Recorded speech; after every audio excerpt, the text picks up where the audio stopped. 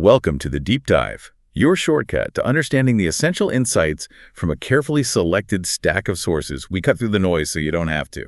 And today, our mission is really to explore the core concepts behind Elon Musk's big ventures, specifically looking at, the foundations of SpaceX and Tesla. Exactly. We've really dug into excerpts from Ashlee Vance's biography to pull out the key drivers, the big innovations, and frankly, the sheer audacity behind it all. Yeah, that pursuit of a future that honestly sounded like sci-fi not long ago. We'll be covering quite a bit from the inside of the SpaceX rocket factory to the crazy pressures of the early Silicon Valley days. Okay, let's unpack this. Let's start with that SpaceX factory in LA. Vance paints this picture of just immense scale, incredible activity. Yeah. I mean, rockets literally coming to life from raw materials. It's not just an assembly line. It's like everything happening at once. Almost sounds like organized chaos, right? Yeah. Vance talks about raw metal coming in, these huge welding machines going. Right next to technicians in clean suits working on motherboards, Delicate electronics. Building multiple rockets from scratch, all under one roof. That's quite something. And what's really key here is that vertical integration. They're not just putting together parts someone else made. Ah, right. They're making most of it themselves. A huge amount, yeah. It gives them massive control over quality, over how fast they can change things, iterate. Okay. And you have these sealed off clean rooms where they build the capsules for the ISS. Wow. Plus, Vance describes the scene. You've got guys in bandanas, tattoos, blasting music while they're wiring up rocket engines. It's this real mix of skills all pointed at one goal. And just the volume. Yeah. Finished rockets ready to go, others still being painted. It sounds like constant motion. It really does. A testament to the ambition there. Okay, so let's shift a bit. What about the environment that kind of shaped his early moves? The San Francisco .com boom around 2000. Right. Vance really captures that time. Intense speculation, this sort of get-rich-quick internet madness, he calls it. Yeah, I remember reading about that time. It seemed like basic business rules just went out the window for a while. Totally. Vance says companies were getting funded just based on ideas, sometimes without even a real product or a clear way to make money. The focus was just make money fast. Exactly. And there was this underlying feeling, apparently, that it couldn't last. Everyone knew a reality check was coming, but the drive to cash in now was just overwhelming. The digital gold rush. Pretty much. And later, Jeff Hammerbacher, one of the early Facebook engineers, he observed this shift in Silicon Valley that kind of grew out of that era. And that shift was towards, what was it? Optimizing ad clicks. Yeah, and Hammerbacher really didn't see that as progress. Vance quotes him saying, "That sucks."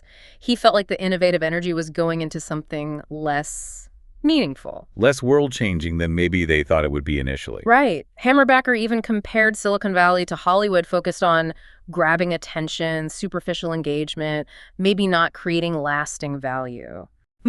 Interesting parallel. A concern that people were getting lost in their online lives. Yeah, and that perspective contrasts interestingly with Jonathan Huebner. He was a physicist at the Pentagon's Naval Air Warfare Center. Okay, Huebner. This is where it gets really fascinating. Vance talks about his 2005 paper suggesting innovation might actually be declining after the dot-com bust. Exactly. His viewpoint came from, his job. He was looking at weapons systems, seeing the innovations that came across his desk after the boom. And he wasn't impressed. Basically, yeah. His assessment was that what he was seeing didn't really feel like major technological leaps, not the kind you might expect after all that investment and hype.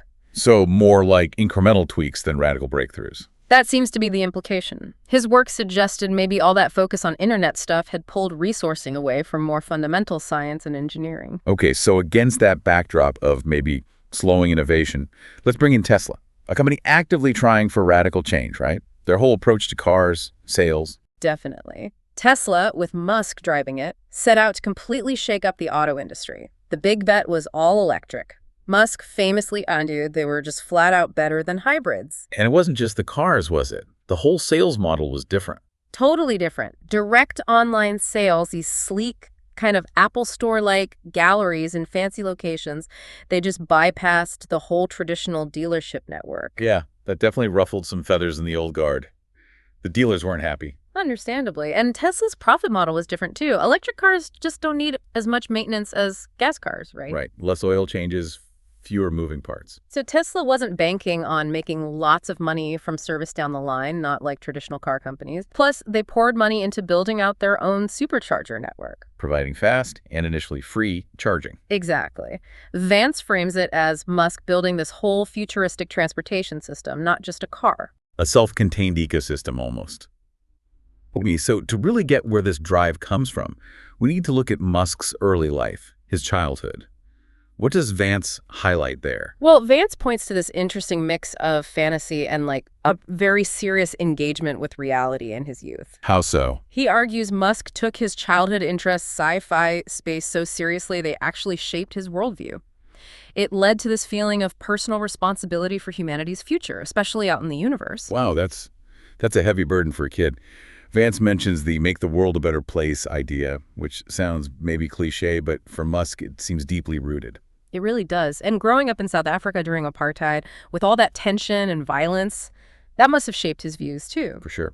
And his maternal grandfather, J.N. Haldeman, Vance paints him as a big influence. Oh, yeah. An adventurous pilot, strong libertarian views, very anti-government interference. He seems to have instilled that sense of independence. The family even moved to South Africa, partly because of Haldeman's adventurous streak in politics. Quite a character. But Vance suggests Musk's relationship with his own father was difficult. Yeah, strained is the word used. Musk himself called his childhood unhappy, mentioning a tough time with his father, though he didn't go into huge detail. Clearly painful. Okay. So, tuning to his early interests, school years, we see some hints of the future, right? Model rockets. Definitely. Vance notes that fascination early on. And even in school debates, he was arguing for solar power over fossil fuels, pretty forward-thinking for South Africa back then, which was huge on mining. That solar advocacy is telling. And academically, Vance says he was pretty pragmatic. Yeah, he focused on subjects he thought were relevant to his goals. Like he wanted to really understand those things rather than just get As in everything. Driven by learning, not just grades. Vance also mentions he was good at video game programming early on and had a strong memory. Right, indicating that technical aptitude was there from the start. So how did college fit in? Was it a better environment? Apparently, yes. Vance suggests college suited him better. He found people who were more receptive to his big ideas, let's say. He found his tribe, maybe? Kind of. Vance says he consciously tried to be less argumentative, found peers like his roommate Navaid Farouk, who shared his interests, strategy games, being a bit of a loner. And he was already entrepreneurial, wasn't he? Building and fixing computers for other students. Yeah, already hustling. And even then, Vance notes this ability to grasp really hard physics concepts while also thinking about business plans. That combo again. Technical depth and business savvy, side by side. Interesting that he briefly considered the video game industry, but decided it wasn't impactful enough. Yeah, he wanted bigger scale. So after college, Silicon Valley called. It did. Dual degrees finished, he actually enrolled at Stanford for a PhD, material science and physics related to work he'd done on ultracapacitors at a place called Pinnacle Research. But he didn't stay long, did he? Famously, only 2 days. The pull of the internet boom was just too strong. He had to get in on it. 2 days. Wow. And he persuaded his brother Kimball to join him for their first big internet thing. Yep, and Vance highlights Musk's programming chops from that Pinnacle Research gig. He had a solid technical base. Which led to Zip2, the online city guide for newspapers. Co-founded with Kimball. And what's interesting is they managed to attract really good people, even poaching engineers from Silicon Graphics, which was a big deal back then. How? Just the promise of internet riches. Pretty much. The lure of the dot-com gold rush was powerful. Vance also includes this story about a really tough bike ride. Oh, yeah. Supposedly shows Musk's intense do-or-die attitude, just refusing to quit even when totally exhausted. That sounds like him, that relentless drive. It's a theme, for sure. Anyway, Zip2 had its struggles, but eventually Compaq bought them for $307 million. Big payday. Musk got $22 million from that. Did he stick around at Compaq? Not a chance. Vance emphasizes he immediately started thinking about the next thing, and crucially, he wanted to be in control next time. Which led to X.com, his plan to basically reinvent banking. Nothing small, right. But that huge vision immediately clashed with Bill Fricker, someone Musk brought in who wanted a more conventional path. Fricker thought Musk was maybe getting ahead of himself. Yeah, reportedly found Musk's public talk about revolutionizing banking a bit much, given their early challenges. Vance really shows that tension. Big vision versus practical hurdles. And they had serious competition too, right? especially from PayPal, which was Confinity back then. Fierce competition. Vance describes Musk working insane hours, always trying to outmaneuver PayPal. And eventually, they decided to join forces. Right. March 2000, X.com and Confinity merged.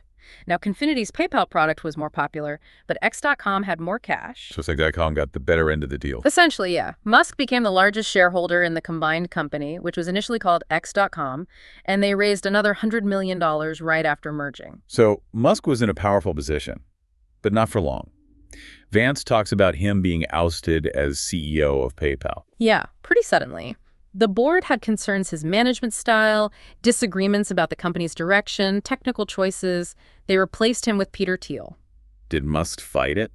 Initially, yes. But Vance says he eventually accepted it, figuring the core goals he cared about would still happen under Thiel. Interesting. But even while all this PayPal drama was unfolding, his interest in space never went away, did it? Not at all. Vance points out he deliberately moved to LA to be near the aerospace industry while still involved with PayPal. That was a calculated move then, setting up the next chapter. Absolutely. Southern California was the heart of aerospace. He knew he needed that talent pool. And that led straight into SpaceX, which grew incredibly fast early on. Pulling people from established places like TRW. Exactly. Skilled engineers, technicians. But Vance makes it clear the work environment was intense. Long hours, high pressure, sink or swim. Definitely. One early employee, Kevin Brogan, talked about the shock going from a regular job to SpaceX was like night and day. Crazy hours, immediate pressure. But he, like many others, got hooked on the mission. And Musk was right there in the thick of it. Oh, yeah. Vance has that anecdote about Musk troubleshooting rocket engine problems himself, getting epoxy all over his clothes.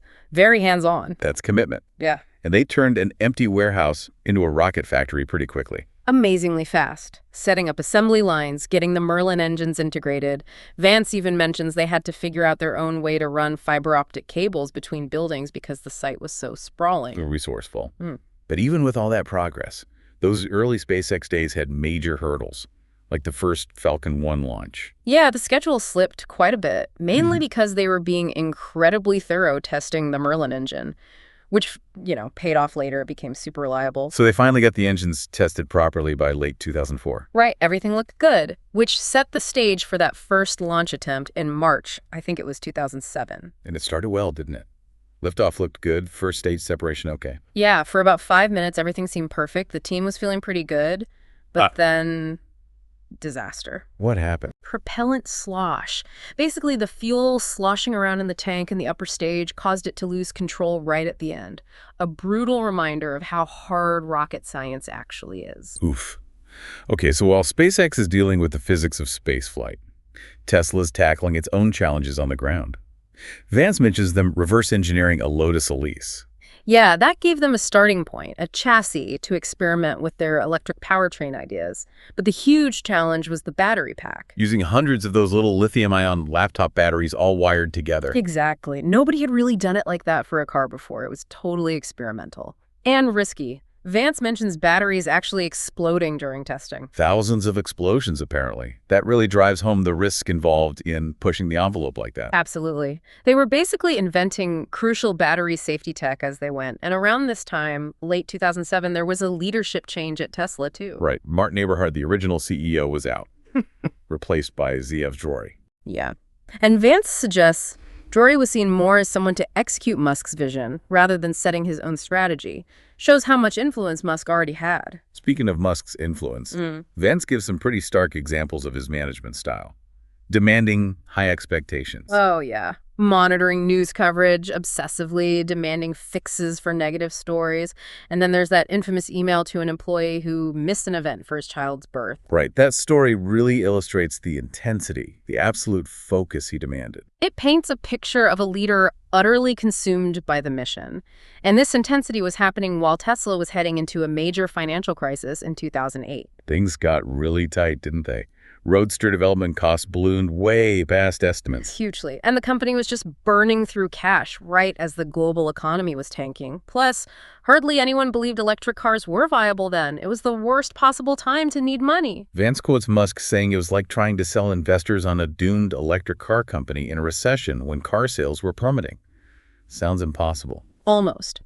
But right around then, something unexpected happened that really boosted Musk's public image, the Iron Man connection.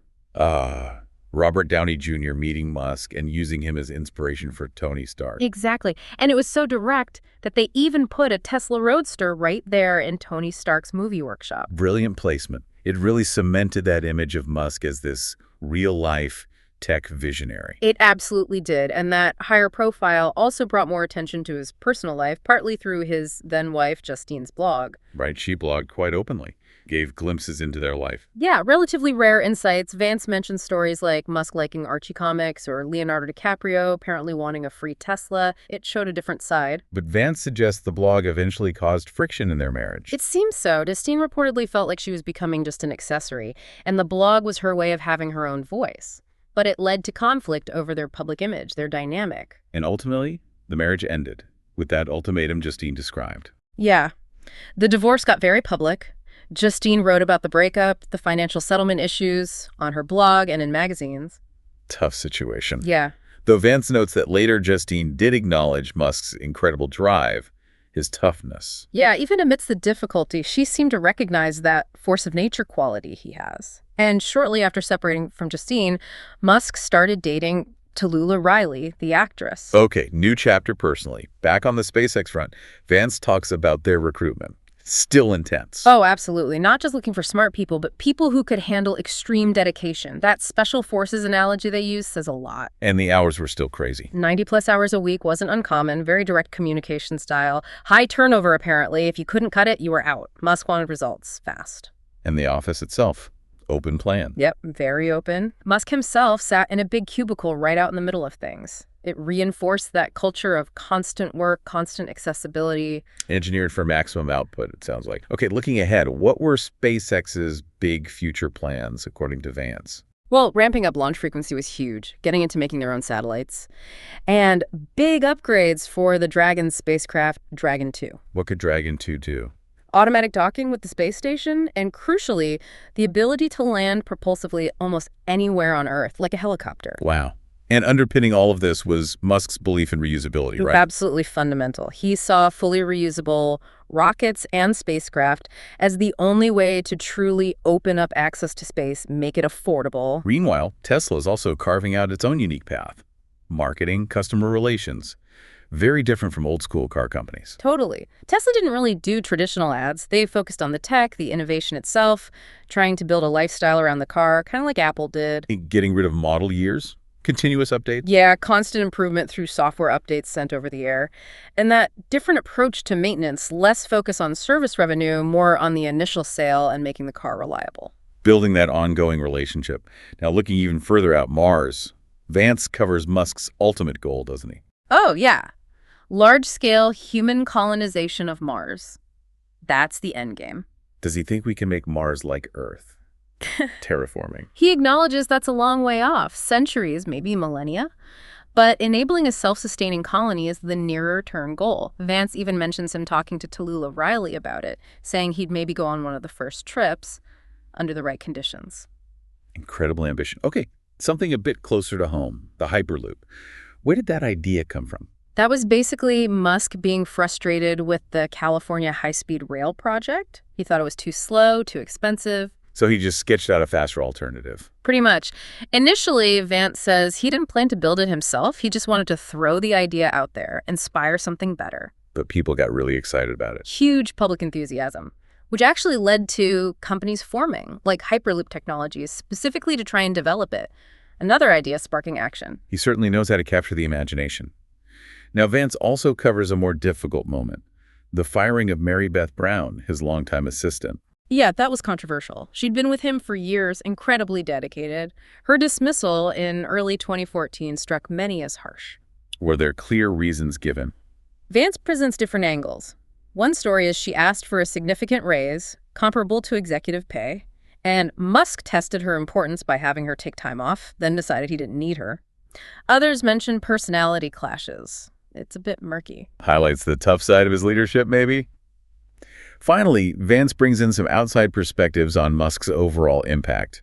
Is it really groundbreaking innovation? It's debated. You have someone like Tyler Cowen arguing we're in a great stagnation, lacking major breakthroughs. And Vaclav Smil, he emphasizes manufacturing, right? Yeah. Smil stresses the importance of manufacturing for real innovation and economic health, sometimes worrying about the U.S. shift away from it. Though, interestingly, Vance notes Smil also had some praise for modern U.S. auto manufacturing. But then you have Larry Page's view. Right. Google's Larry Page saying, good ideas are always crazy until they're not, and noting how Musk uses first principles thinking to break down problems. So it depends on your lens, your time frame. Vance's final take seems to be that Musk is this deeply ambitious, quest-driven figure. Yeah, very emotional underneath the focus on the mission. Vance also briefly touches on some controversies from the early days that maybe didn't get as much scrutiny. Like around Zip2's founding, academic records. Exactly. There was a lawsuit from John O'Reilly claiming Musk stole the Zip2 idea. Vance mentions the legal back and forth and how it resolved. Also, questions raised about his Stanford admission, countered by recollections from people like Adeo Ressi and Kimball about developing their initial concept before Stanford. And the Martin Eberhard lawsuit against Musk from the Tesla days. That's mentioned too, and its eventual settlement. So yeah, those early years weren't entirely smooth sailing. Vance also includes some interesting strategic bits from PayPal's early days via Peter Thiel. Thiel talked about how offering a PayPal debit card and a high-yield money market fund were key. The idea was to get users to keep their money inside PayPal. Why? To cut costs. Exactly. Reduce transaction fees if the money didn't immediately flow out to traditional bank accounts. Making it easy to pay bills through PayPal also helped keep users engaged with the system. Clever way to build lock-in. And Vance includes Musk's take on the oil and gas industry. Yeah, from an email exchange. Musk basically argued that the fossil fuel industry actively fights electric cars like Tesla because their success undermines the whole argument that we need to burn hydrocarbons. Which reduces pressure to cut carbon emissions, in his view. Right, a pretty direct accusation. Finally, Vance throws in a few quirky, interesting details. Yeah, like sneaking a wheel of cheese onto an early Dragon flight, a nod to an old Monty Python sketch, apparently.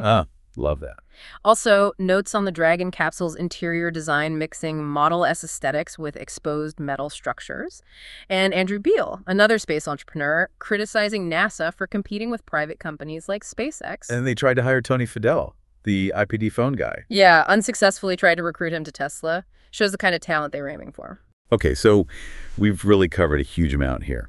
This deep dive into Musk's world through Vance's lens shows just incredible ambition, innovation across totally different fields. And this constant theme of tackling problems that just seemed impossible, all driven by this singular, incredibly powerful vision. Vance definitely paints a picture of a complex person, right? It's remarkable achievements, but also significant challenges, controversies along the way. For sure, it makes you think about what really drives innovation, what transformative leadership looks like, and just the sheer tenacity needed to chase impossible dreams. Absolutely. So thinking about everything we've discussed, the SpaceX factory, the dot-com lessons, Tesla's approach, Musk's personal drive, what single factor do you, listening in, think is the most crucial element for that kind of radical innovation and success? Definitely something to mull over. Thanks for joining us for this deep dive.